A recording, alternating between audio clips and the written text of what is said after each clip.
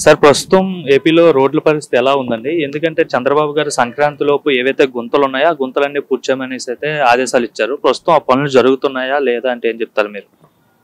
నేను ప్రస్తుతానికి మైలవరం నియోజకవర్గం ఉంటానండి. మైలవరం నుండి విసనపేట వెళ్ళే రూటు ఎంత దారుణంగా ఉండేదంటే మైలవరం నియోజకవర్గంలో ఏ ఒక్కరిని అడిగినా కానీ చెప్తారు. అదే ఈ రోజు వెళ్తే అంటే గుంటలు పోడవటానికి ఈ ప్రభుత్వం ఎంత కష్టపడాల్సి వస్తుంది అనేది రాష్ట్ర ప్రజలందరూ ఆలోచిస్తున్నారు. చెప్పిన మాట ప్రకారం ఈ 100 రోజుల్లో తీసుకున్నట్టయితే చెప్పిన మాట ప్రకారం ప్రభుత్వం అన్నీ చేసుకుంటుంది. అదేవిధంగా సంక్రాంతి లోపల ఈ రాష్ట్రంలో గుంటలు లేని రోడ్లు చేస్తామని చెప్పారు. ఆ విధంగా చేస్తారు. ఎవరికైనా డౌట్ ఉంటే చెప్పండి అని కూడా చెప్తున్నారు. ఓపెన్ ఛాలెంజ్ చెప్తున్నారు. దాంట్లో ఇంకా ఆలోచించాల్సిన అవసరం లేదు.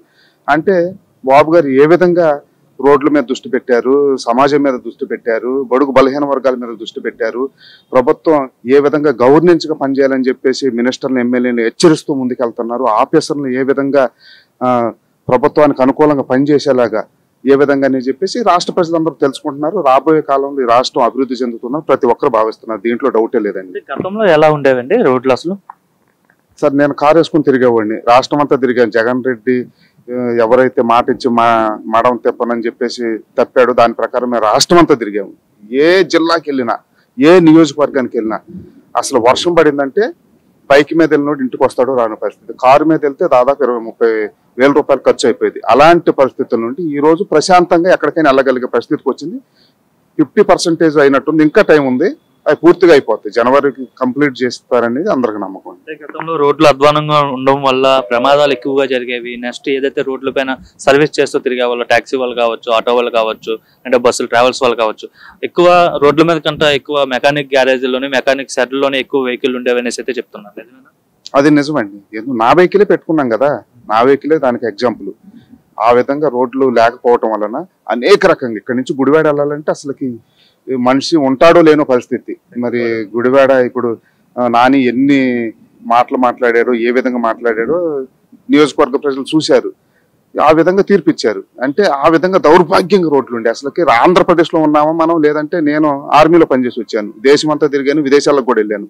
ఎక్కడ ఇలాంటి పరిస్థితి చూడలేదు. గత 5 సంవత్సరాల్లో రోడ్ల పరిస్థితి ఎంత దయనీయంగా ఉందంటే దేశంలో ఎక్కడ కూడా అలాంటి పరిస్థితి చూడలేదు. యూపీ అలాంటి చోట కూడా బాగానే ఉంది. కొండల్లో వెళ్ళే ఉత్తరాఖండ్ కానివ్వండి, కాశ్మీర్లో కానీ అక్కడ కూడా బాగానే ఉంది. ఇక్కడ అలాంటి దౌర్భాగ్యమైన పరిస్థితులు ఉన్నాయి. రాబోయే కాలంలో మంచి జరిగిద్ది. చంద్రబాబు గారు చేస్తారని మాకు గట్టి నమ్మకం ఉందండి.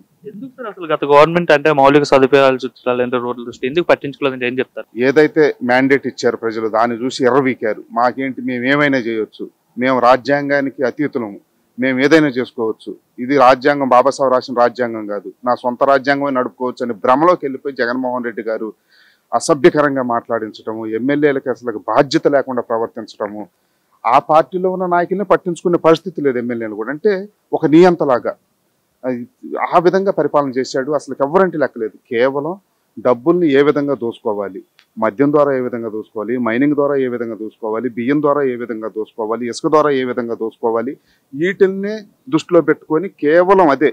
అంతకుముందు గవర్నమెంట్ లేదని ఉంటే కాంట్రాక్ట్ పని చేస్తే 2%, 5% వచ్చిందని అందరూ చెప్తారు. పని చేసిన తర్వాత 6 నెలలకు, సంవత్సరానికి వచ్చాయి. జగన్మోహన్ రెడ్డి గారు ఏమో అదేం లేదు. ఏ రోజు కలెక్షన్ ఆ రోజే.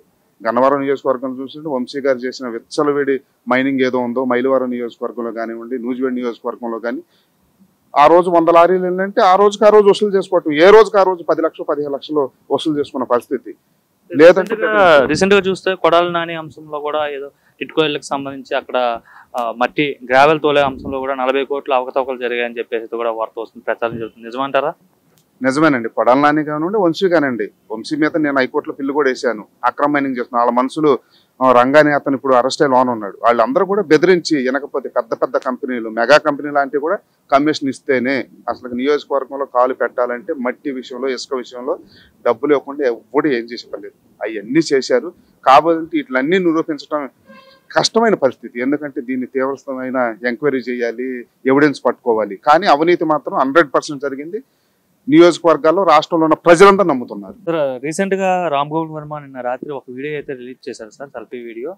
నేను ఎవరికి భయపడి పారిపోలేదు, ఎవరికి భయపడి దాక్కోవాల్సిన అవసరం కూడా నాకు లేదు, ప్రస్తుతం నేను షూటింగ్ లో బిజీగా ఉన్నాను, అయినా సరే ఇది కక్షపూరితంగా చేస్తున్నారు. నేను ఎప్పుడో ఏడాది క్రితం ఒక ట్వీట్ చేస్తే దానికి సంబంధించి అప్పుడు కేసు నమోదు చేయాలి కానీ ఏడాది తర్వాత చేయడం ఏంటి, పైగా నేను ఎవరినైతే మెన్షన్ చేసి అన్నానో ఆ ట్వీట్లో వాళ్ళ మనోభావాలు దెబ్బతినాలి తప్ప రాష్ట్రంలో ఉండే థర్డ్ పర్సన్ మనోభావాలు దెబ్బతిని వేరే వాళ్ళు నా పైన కేసు పెట్టడం అయితే, పెడితే నేను ఎవరినన్నానో వాళ్ళు పెట్టాలి కానీ అని చెప్పేసి ఆయన అంటున్నాడు. ఎట్లా చూస్తారు ఈ అంశాన్ని? ఆర్జీవి గారు చాలా గొప్పగా చెప్పుకుంటాడు, నాకు అన్నీ తెలుసు, నేనేం చేయాలో నాకు తెలుసు, ఒకటి చెప్పాల్సిన పరిస్థితి లేదని. చంద్రబాబు గారిని అరెస్ట్ చేసినప్పుడు ఆ మాట మాట్లాడినట్టే నిజంగానే 3 సంవత్సరాల క్రితం ఎప్పుడో కేసు పెట్టారు, ఇప్పుడు అరెస్ట్ చేయటం ఏంటి అని చెప్పేసి ఆ రోజు అడిగినట్టయితే బాగుండేది. కానీ భారత రాజ్యాంగం అందరికీ మాట్లాడే స్వేచ్ఛనిచ్చింది, భావ ప్రకటన స్వేచ్ఛనిచ్చింది. అది ఏది? హద్దులు మీరు ఉండకూడదు, ఒక లెవెల్ వరకే ఉండాలి. అంటే కుటుంబాల మీద, వ్యక్తుల మీద, ఆడవాళ్ళ మీద, సమాజంలో గౌరవంగా బతుకుతున్న వాళ్ళ మీద, కులాల మధ్య, మతాల మధ్య చిచ్చు పెట్టే విధంగా, దేశ భద్రతకి విరోధం కలిగించేలాగా మాట్లాడిన విషయం అందరికీ తెలిసింది. ఆయన డైరెక్ట్ కూర్చుంటే మతాల మీద ఏ విధంగా మాట్లాడాడు, కులాల మీద రాజకీయ పార్టీల మీద ఏ విధంగా మాట్లాడాడు అంటే ఏనంగా దేశించేలాగా, హింసించేలాగా, వాళ్ళని అవమానపరిచేలాగా మాట్లాడు. ఇది రాజ్యాంగం ఒప్పుకోదు, ఏది ఒప్పుకోదు. ఒక లెవెల్ వరకు తప్పు చేస్తే తప్పు అని చెప్పండి. మేము జగన్మోహన్ రెడ్డి తప్పు చేసినప్పుడు రోడ్డు మీదకి వచ్చి మాట్లాడాము, జగన్మోహన్ రెడ్డి గారు మీరు తప్పు చేస్తున్నారు, దృష్టిలో పెట్టుకోండి, లేదంటే ఏ ప్రజలైతే మీకు అధికారం ఇచ్చారో వాళ్ళే మిమ్మల్ని చిత్తుచిత్తుగా ఓడిస్తారో మేము ఆ రోజు చెప్పడం జరిగింది. ప్రశ్నించడం తప్పు లేదు, నిలదీయటం తప్పు లేదు, సమస్యలను ప్రభుత్వం దృష్టికి తీసుకురావడం తప్పు లేదు. ఆ ప్రభుత్వం కూడా ఇప్పుడు అదే కోరుకుంటుంది. నారా లోకేష్ గారు కూడా అదే చెప్తున్నారు, ఎక్కడైనా సమస్య ఉంటే రండి అని. ఆ విధంగా మాట్లాడాలి. కానీ అసలుకి నువ్వు ఏం మాట్లాడుతున్నావు, పక్కెంటోళ్ళు ఏం ఆలోచిస్తారు, సమాజం ఏం ఆలోచిస్తుంది అనేది కూడా కనీస ఇంగిత జ్ఞానం లేకోకుండా మరి సమాజంలో ఒక స్థాయిలో ఉన్న వ్యక్తి ఈ విధంగా మాట్లాడతాను మేము తీవ్రంగా ఖండిస్తున్నాము. ఆయన పారిపోలేదని చెప్తున్నాడు, ఇంటి దగ్గర కూర్చొని తొల్ల కొడతా ఉంటాడు కదా, ఉన్నానని చెప్పు, పలానా చోట షూటింగ్లో ఉన్నాను చెప్పు, భయం ఎందుకు? నిజంగా నువ్వు తప్పు చేయలేదు, నీకు నిజంగా ధైర్యం ఉంది, నువ్వు మాట మీద నిలబడేవాడు అయితే నేను ఇదిగో చెన్నైలో షూటింగ్లో ఉన్నాను, రండి నోటీస్ ఇచ్చి వెళ్ళండి, ఏంటి నేను సమాధానం చెప్తాను చెప్పు, చెప్పొచ్చు కదా, ఎందుకు చెప్పట్లేదు? అంటే చెప్పేది ఒకటి, జగన్మోహన్ రెడ్డి గారి లాగా చేసేది ఒకటి. వీళ్ళందరూ భయపడిపోయారు. ఎందుకు భయపడ్డారంటే వీళ్ళు తప్పు చేశారు కాబట్టి భయపడుతున్నారు, తప్పు చేయకపోతే ఎవడో భయపడు. ఇది ఈ రాష్ట్ర ప్రజలందరూ అర్థం చేసుకోవాలి. అంటే మరోపక్క రీసెంట్ గా జగన్మోహన్ రెడ్డి కూడా ఆర్జీవీ కోసం మాట్లాడారు. ఒక సినిమా తీస్తే అరెస్ట్ చేసేస్తారా, తప్పేం చేశాడు ఆర్జీవీ అని చెప్పేసి అయితే మొత్తం కక్ష సాధింపు చర్యలకు పాల్పడుతుంది కూటమి ప్రభుత్వం అని చెప్పేసి అయితే జగన్మోహన్ రెడ్డి అంటారు. సినిమా తీయటంలో తప్పులేదండి. సినిమా ప్రమోషన్ల మీద గవర్నమెంటే మీటింగ్లు పెట్టించి గవర్నమెంట్ వ్యక్తులు దాంట్లో కూర్చొని ఏ విధంగా మాట్లాడారనేది విజయవాడలో చేశారు కదా, చూడాలి. అదే విధంగా ఏనా ట్విట్టర్లో కానివ్వండి, సోషల్ మీడియాలో కానివ్వండి, లోకేష్ గారిది, పవన్ కళ్యాణ్ గారిది, చంద్రబాబు గారిది, వాళ్ళ కుటుంబ సభ్యుల ఫోటోలు పెట్టేసి వాటిని ఏ విధంగా చూపించారనేది అందరూ చూడాలి. ఇది కదా అడిగేది. సినిమా చేస్తే సినిమా సెన్సార్ బోర్డు ఉంది, తర్వాత ఏం చేస్తున్నారు, ఆ సినిమా కూడా ఈ రాష్ట్ర ప్రజలు ఎంత బాధపడ్డారో అందరూ చూశారు. నాకు అధికారం ఉంది కదా, లేదంటే నాకు జగన్మోహన్ రెడ్డి అనుకున్నాడు కదా అని చెప్పి ఏది పడితే అది చేశాడు. జగన్మోహన్ రెడ్డికి ఇప్పుడు దిక్కులేని పరిస్థితిలో ఉన్నాడు. దీన్ని ప్రజలంతా అర్థం చేసుకోవాలి. రాబోయే కాలంలో జగన్మోహన్ రెడ్డి గారు ఎలాంటి రెచ్చగొడతారు, కులాల మధ్య, మతాల మధ్య, రాష్ట్రం అభివృద్ధి చెందకోకుండా అనేక రకాలు సృష్టించడానికి ఆయన సిద్ధంగా ఉన్నాడు. ఆ విధంగా ప్లేడ్ బ్యాచ్ ఉన్నాడు ఆయన కోసం. దీన్ని దృష్టిలో పెట్టుకొని ప్రభుత్వం ఇప్పటి నుంచే కఠినమైన చర్యలు తీసుకోవాలి. అలాంటి వ్యక్తుల మీద రాష్ట్రంలో ప్రశాంతమైన వాతావరణం ఉండాలి, అభివృద్ధి చెందాలని రాష్ట్ర ప్రజలందరూ కోరుకుంటున్నారు. మేము కూడా అదే కోరుకుంటున్నాం. సార్, గవర్నమెంట్ వచ్చే 6 నెలలు అవుతుందండి. ఎలా ఉందండి 6 నెలల్లో చంద్రబాబు గారి పరిపాలన? చంద్రబాబు గారి పరిపాలన నేను చెప్పడం కాదు, ప్రజలే చెప్తున్నారు చాలా బాగుందని. రాగానే పెన్షన్స్ ఇచ్చాడు, అది 3 నెలల క్రితం ముందు చెప్పింది కూడా 7,000 రూపాయలు ఇచ్చారు. తర్వాత మన సిలిండర్స్ ఇవ్వడం జరిగింది. ఇప్పుడు సంక్రాంతికి మహిళలకి నెల 1,500 18 ఏళ్ళ వాళ్ళకి ఇస్తున్నారు. అంతేకాకుండా డిఎస్సి వదిలారు. ఇప్పుడు గ్రూప్ 2 కూడా ఫిబ్రవరిలో వస్తూ ఉంది.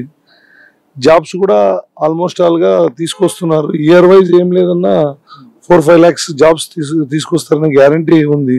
మన లోకేష్ గారు కూడా విదేశాలు వెళ్ళి కొన్ని కంపెనీస్ ఇది చేసుకొచ్చారు కాబట్టి జాబ్స్ కూడా ఏవైతే 20 lakhs చెప్పారో దానికి మించే ఉంటుంది కదా, తగ్గేది అయితే ఉండదు. మరోవైపు ఇంకా అదానీ స్కామ్ కోసం పెద్ద ఎత్తున చర్చ జరుగుతుంది. జగన్మోహన్ రెడ్డి పెద్ద ఎత్తున లంచం తీసుకున్నాడు అని చెప్పి దీనికోసం ఎట్లా చూస్తారు సార్? దీనికోసం చూడడం అంటే ఇప్పుడు ముఖ్యంగా మన స్టేట్ అభివృద్ధి చెందాలి. ఇప్పుడు పోలవరం కంప్లీట్ కావాలా, అమరావతి కంప్లీట్ కావాలా, వాళ్ళ కాంప్లికేషన్స్లో మేము పోవడం అంత కరెక్ట్ కాదేమో అనిపిస్తుంది.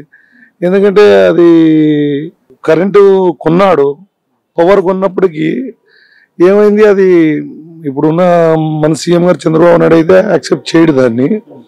వాళ్ళు దొంగలు ఎక్కడ దొరుకుతారంటే ఏదో చోటు దొరుకుతారని అమెరికాలో దొరికారు. దాన్ని మేము స్పందించలేదు అని అనుకోదండి, స్పందిస్తాం. కానీ కేంద్రంలో ఇంకా ఎవరి హ్యాండ్ ఉందనేది తెలీదు. అది తెలియకుండా అభియోగాలు వేయడం కరెక్ట్ కాదు. దానికోసం వెయిట్ చేస్తున్నారు తప్ప ఏదైనా ఖండించేదానికి దీనికి సత్సిద్ధంగా ఉన్నారు. అది రాగానే మొత్తం తెలియగానే ఖచ్చితంగా దాన్ని ఖండించే మార్గం చేస్తాం. Okay, thank you.